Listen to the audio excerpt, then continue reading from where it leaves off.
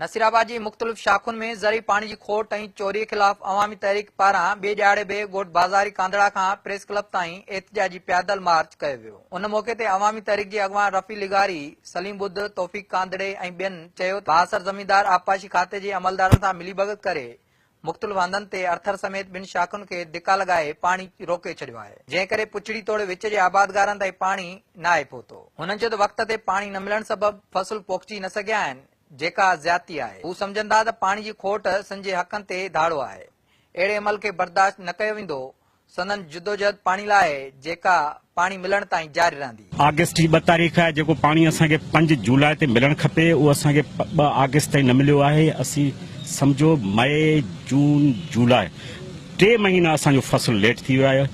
वॾी हिते जेको आहे सो वॾो मसइलो आहे। असांजा आबादगार, असांजा हारी सभु परेशान आहिनि ऐं असीं सम्झूं था ही सिंध जे पाणी ते धाड़ो आहे, इहो असीं बर्दाश्त नथा करियूं। इन करे असांजे सबर जो पैमानो लबरेज़ थी चुको आहे। उन करे ई असां कल्ह असां नंगर जतियाल खां शार्ट मार्च कयो, अॼु असां जेको आहे बाज़ारी कांदड़नि खां शार्ट मार्च कयो आहे। हीअ असांजी जदोजहद पाणी जे पाणी वठण ताईं हीअ असांजी जदोजहद जारी रहंदी। अर्थर शाख सां वास्तो रखंदड़ मुख़्तलिफ़ जेको ॻोठ आहिनि, उन्हनि जूं ज़मीनूं बंजर बणिजी चुकियूं आहिनि। हज़ारे हारी जेको आहे उन जेको गुज़र सफ़र उन्हनि फसुलनि ते आहे ऐं पाणी जी खोट हुजण जे करे उहे हारी वीचारा परेशान आहिनि, त हुननि जो गुज़र सफ़र कीअं थींदो। एहतजाज कंदड़ चयो त आबादगारनि वॾो ख़र्च करे सारियालो बेजारो पोखियो आहे, पर पाणी न हुजण करे बेजारा हाणे सुकी रहिया आहिनि।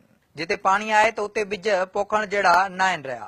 हू मजबूर थी रोडनि ते निकिता आहिनि। असांखे पाणी खपे, असांखे पाणी न मिलंदो, असां फसल कीअं तयारु कंदासीं।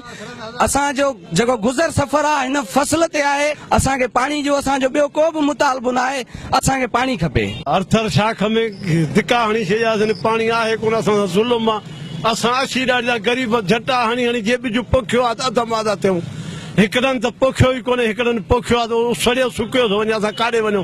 ख़ुदा वास्ते असांखे पाणी मिले, असां पाणी जो अर्ज़ु आहे। रुगो पाणी जी नौबत इहा आहे जो असां झटा हणी हणी जॾहिं बिज असांजा रोंबे जहिड़ा थी विया आहिनि, 40 ॾींहंनि जहिड़ा थी विया आहिनि। ही बिज 30 ॾींहंनि जे अंदरि रोंबो आहे। 40 ॾींहं थी विया आहिनि। अगरि जे 40 ॾींहंनि खां 2 ॾींहं बि मथे थींदा त उहो बिज उते फुटी पवंदो आहे। उहो बिज उते फुटी पवंदो, पोइ उहो अन्न न कंदो आहे, अन्न कम जो न थींदो आहे। हेॾा असां ख़र्च कयासीं, पाणी असां वटि चुको बि कोन्हे।